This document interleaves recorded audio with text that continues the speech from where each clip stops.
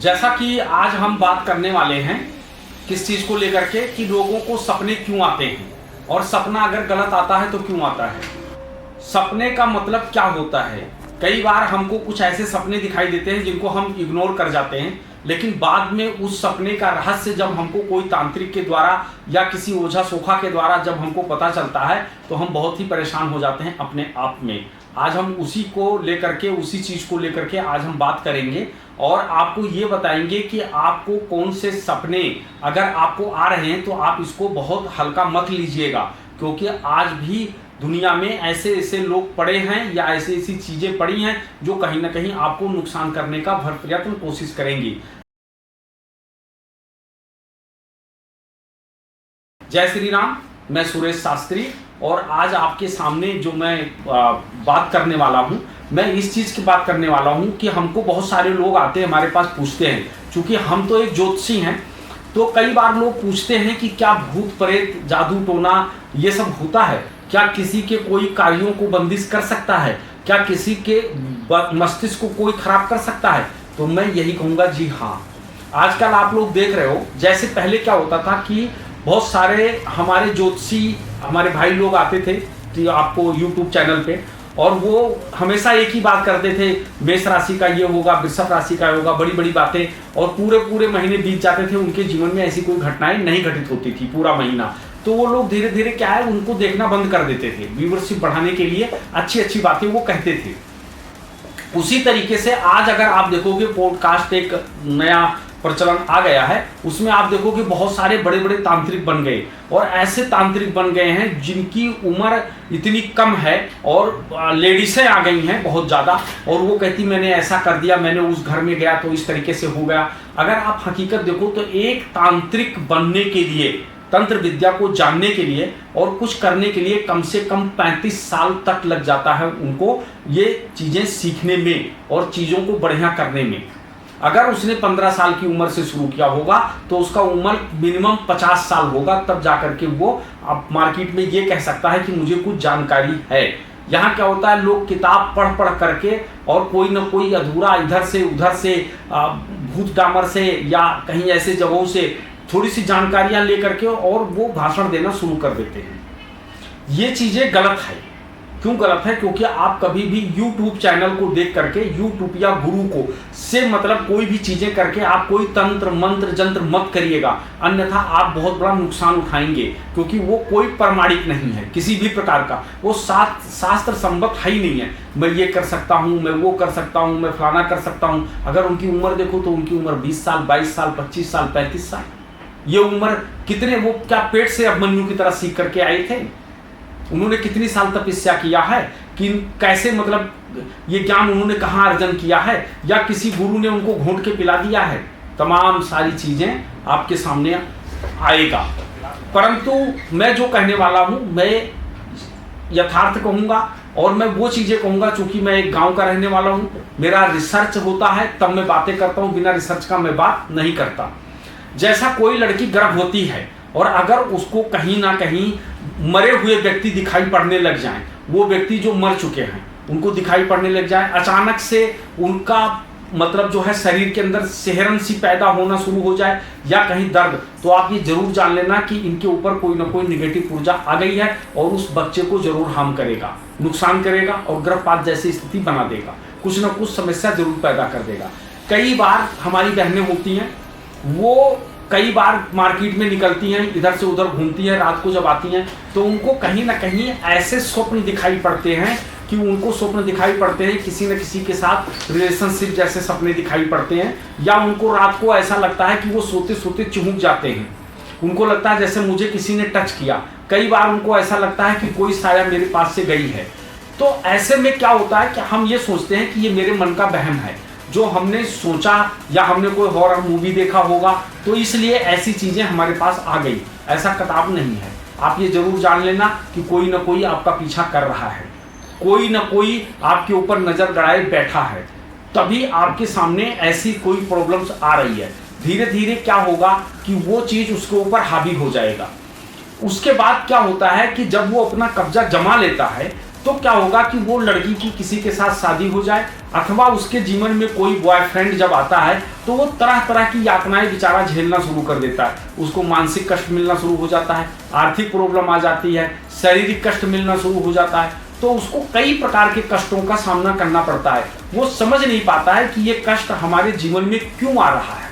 लेकिन जब वो किसी जानकार विद्वान ऐसे लोगों के पास जाता है तो उसे पता चलता है कि जब से तुम्हारे जीवन में ये लड़की आई है तब से कोई ना कोई समस्या तुम्हारे साथ चल रहा है। ये क्यों? सर्वप्रथम क्या होता है कि जब भी आप किसी जानकार व्यक्ति के पास जाओगे तो वो क्या कहते हैं, इस लड़की के केस खोल दो। जब उसके केस को खुलवाते हैं, फिर उसके बाद जब कोई ना कोई मंत्र पढ़ते हैं या कुछ ऐसा चीजें करते हैं तो वो अचानक से उनका सर हिलना या उनको कोई ना कोई हरकत में आ जाना, तो ऐसा लगता है। तो सर क्यों खुलवाते हैं? इसलिए क्योंकि जब तक सर में गांठ होगा हम शिखा क्यों रखते हैं, क्यों शिखा में गांठ मारते हैं? तो जब तक लड़की का केस बंधा होगा और तब तक उसके ऊपर कोई भी ऐसी शक्तियां नहीं आ सकती जो उसे नुकसान कर सके। आजकल क्या है कि सब लोग केस खोल करके और आराम से घूमती हैं, कोई दिक्कत नहीं है। और दूसरी चीज क्या होता है कि जितनी भी ये निगेटिव ऊर्जाएं हैं ये सबसे ज्यादा खुशबू के ऊपर चलती हैं। वो खुशबू किसी की भी हो, जिसमें सबसे ज्यादा जो निगेटिव ऊर्जा आती है वो वाइन की खुशबू से आती है। वाइन एक ऐसी चीज है जिसको हम मतलब हिंदी में शराब कहते हैं। जब भी कोई व्यक्ति शराब पीता है तो उसके आसपास निगेटिव ऊर्जाएं आ जाती हैं और वो निगेटिव हो जाता है और अपने आप से वो बात करने लगता है, अपने आप से बड़बड़ाने लगता है। उसके हाथ पैर और उसके जो काम करने की शक्ति है वो शिथिल हो जाती है, वो काम करना बंद कर देता है। लेकिन उसका मस्तिष्क उग्र हो जाता है और जब मस्तिष्क उसका उग्र हो जाता है तब वो अपने उस चीजों में जो भी बातें कहता है, क्योंकि उस समय पर उसके ऊपर असुरी शक्तियां सवार हो जाती हैं। जैसे असुरी शक्तियां का मतलब, जो व्यक्ति शराब पी करके लीवर खराब होने से मरा या शराब पी करके कैंसर से मरा या वो कोई ना कोई ऐसा नशा करके वो मरा है, तो वो आत्माएं क्या होती हैं, ऐसे लोगों को पकड़ लेती हैं। और जब ऐसे लोगों को पकड़ लेती हैं तो उनके मस्तिष्क में वो उनका जो है चलना शुरू हो जाता है और वो हमेशा क्या करते हैं कि ऐसे लोगों से वो काम करवाती है आत्माएं जो वो चाहती है। तो वो एक पर्टिकुलर टाइम ऐसा होता है जिस टाइम पे उसका मन करेगा शराब पीने का, और वो इतना नहीं कि मतलब 1 पैक 2 पैक या एक मतलब जो है जितना छोटा बोतल को क्या बोलते हैं वो उतना पीने से नहीं, उतने से नहीं मानेगा। जब तक वो बड़ा बोतल नहीं पी लेगा पूरा तब तक उसका जो है मतलब वो मानेगा ही नहीं, और इतना पी लेगा कि वहीं गिर जाएगा व्यक्ति। और फिर उसके बाद में शुरू होता है एक नया अध्याय, क्योंकि उसके सामने निगेटिव चीजें आ गई और निगेटिव उसके ऊपर हावी हो गई हैं। इसलिए अगर कोई ये कहता है कि शराब पीने से आपके ऊपर अच्छी साया आती है या आपका अच्छा होता है, कतई नहीं होता। ये वैज्ञानिकों ने रिसर्च कर लिया है। अब इस पे बहुत सारे लोग ऐसा भी कहते हैं कि पहले भी तो यहाँ पर जो है देवी देवताओं को बड़े बड़े यज्ञ होते थे तो उसमें जो है इन चीज़ों का प्रयोग होता था। इन चीज़ों का प्रयोग कभी नहीं होता था। वो एक अलग किस्म का वृक्ष होता था जिसके रस को निकाल करके वो किया जाता था, उसका नाम होता था सोमरस। सोमरस और शराब में जमीन आसमान का अंतर है, क्योंकि शराब बनाया गया नशे के लिए और सोमरस होता था कि जो एक स्पेशल औषधि से तैयार होती थी, उसको पीने के बाद व्यक्ति का दिमाग स्थिर हो जाता था और ऐसे व्यक्ति जो होते हैं ध्यान के अवस्था में आ जाते थे और वो ध्यान लगा लेते थे। तो सर्वप्रथम जो बहनें दारू पी करके और रात में निकलती हैं, अक्सर उनका जीवन अस्त व्यस्त रहता है। आप देखो बहुत समय तक उनका वैवाहिक जीवन नहीं रहता, बहुत समय तक उनके साथ कोई बॉयफ्रेंड नहीं रहता और वो अलग क्या होता है, फिर वो एकांत चली जाती हैं। और मैं इन चीज़ों को नहीं मानती, क्योंकि तुम नशे में होती हो, तुम्हारे साथ क्या होता है तुमको कोई पता नहीं चलता है। दूसरी चीज आप ये देखो, जब भी कोई केस हो, ऐसा कोई केस हो जिसको हम बलात्कार केस कहते हैं या ऐसा कोई केस हो जो बहुत ही उग्र केस हो, ऐसी स्थितियों में उस व्यक्ति को पकड़ करके, इस व्यक्ति को बुला करके आप एक इंटरव्यू करें और आप पूछें कि ऐसा आपने क्यों किया, तो वो कहेगा मैं चंद मिनट के लिए मैंने अपना आपा खो दिया और ये कैसे हुआ मुझे नहीं पता, मुझे बहुत बड़ा पश्चाताप है कि मैं इसका पश्चाताप कैसे करूं और इसका अंत क्या होगा ये मेरे समझ में नहीं आ रहा है। क्योंकि वो व्यक्ति जिस समय पर वो कार्य किया था उस समय पर वो 100 में 1% भी अपने मूड में नहीं था, अपने दिमाग में नहीं था, क्योंकि वो आत्मा मिल करके और उसने उसके ऊपर हावी होकर के वो काम करवा दिया। ये आत्माएं कब हमारे ऊपर हावी होती हैं? भगवान श्री कृष्ण ने गीता में कहा है कि जो व्यक्ति पूजा करता है, संध्या वंदन करता है, सत्य साहित्य पढ़ता है और मंत्र का जाप करता है, उसकी कभी दुर्गति नहीं होती। वो हमें प्राप्त कर पाए या ना कर पाए, लेकिन वो कभी नरकगामी नहीं बनता है। स्वर्ग तो नहीं जाएगा, लेकिन वो नरक में भी नहीं जाएगा और उसका पुनर्जन्म होता है और वहीं से उसकी एक कहानी दोबारा से शुरू होता है। तो आप कभी भी देखो कि उस व्यक्ति ने ऐसा काम क्यों किया, कैसे किया, फिर उसको पता चलता है कि हमने बहुत बड़ी गलती कर दी और ये गलती का प्रायश्चित जो है वो उसके जीवन में होता नहीं है। और ऐसे लोग जो है तिल तिल कर, घुट घुट करके जो है रोज मरते हैं। लेकिन हकीकत देखो, आदमी किसी भी आदमी को पूछो, आदमी को एक ऐसा जगह होता है जहां पर व्यक्ति आता है तो उसको बहुत तेज से गुस्सा लगता है, इतना तेज से क्रोध लगेगा कि वो मारपीट कर लेता है। और कहीं ना कहीं कई बार तो ऐसा होता है, ईंट उठा के, पत्थर उठा के किसी को मार दिया, सर फट गया और उसको खून देखने में बड़ा आनंद आता है। लेकिन जब वो व्यक्ति उस जगह को क्रॉस करता है, उसके आगे जाता है, तो उसको बहुत आत्मग्लानि, बहुत पश्चाताप पैदा होता है। क्यों? अगर एक सर्वे किया जाए, पता किया जाए, तो आपको पता चलेगा कि यहाँ पर बहुत भयानक एक्सीडेंट हुआ था और उस एक्सीडेंट के कारण से ऐसी होती हैं। ये आत्माएं किसके ऊपर हावी होती हैं? ये आत्माएं सिर्फ उनके ऊपर हावी होती हैं जिनका चंद्रमा ज्योतिष में, हम ज्योतिषी हैं, जिनका चंद्रमा वीक होगा उनको बहुत प्रॉब्लम पैदा करेगा। जिसका मजबूत चंद्रमा, जितना मजबूत मन, उतना इन चीजों से वो दूर। जैसे आपने देखा होगा कब्रिस्तान, शमशान घाट या ऐसे जगहों पर लोग नौकरी करते हैं, उनके परिवार होते हैं, उनके बच्चे होते हैं और वहां पर उनको कभी कोई प्रॉब्लम नहीं आती, कोई दिक्कत नहीं आता। लेकिन हम आप जब जाते हैं, हमारे आपके बच्चे जब जाते हैं तो वो बीमार पड़ जाते हैं या हम उधर जाने से कतराते हैं। क्यों? इसलिए क्योंकि हमारा जो मानसिक संतुलन है, जो हमारा चंद्रमा है, वो बहुत वीक है और हमारे मन में हमेशा निगेटिव चीजें चलता रहता है। इसलिए चंद्रमा को हमेशा मजबूत रखना चाहिए, पहला नंबर।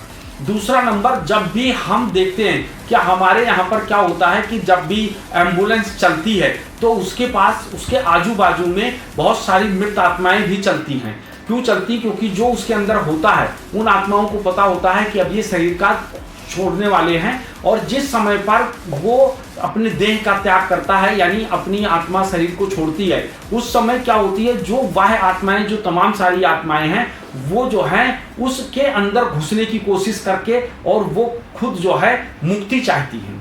इसलिए कोई भी आत्मा हो मुक्ति चाहता है और मुक्ति का सबसे बड़ा उपाय क्या है? मुक्ति का सबसे बड़ा उपाय जो है वो है आपका धर्म और कर्म।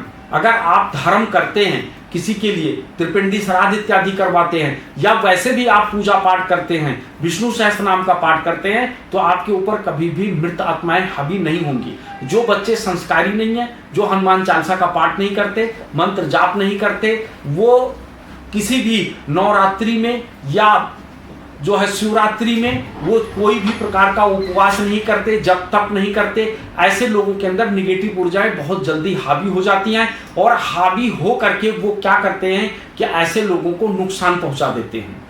इसलिए हमेशा अपने बच्चों को सत्य साहित्य धार्मिक बनाओ।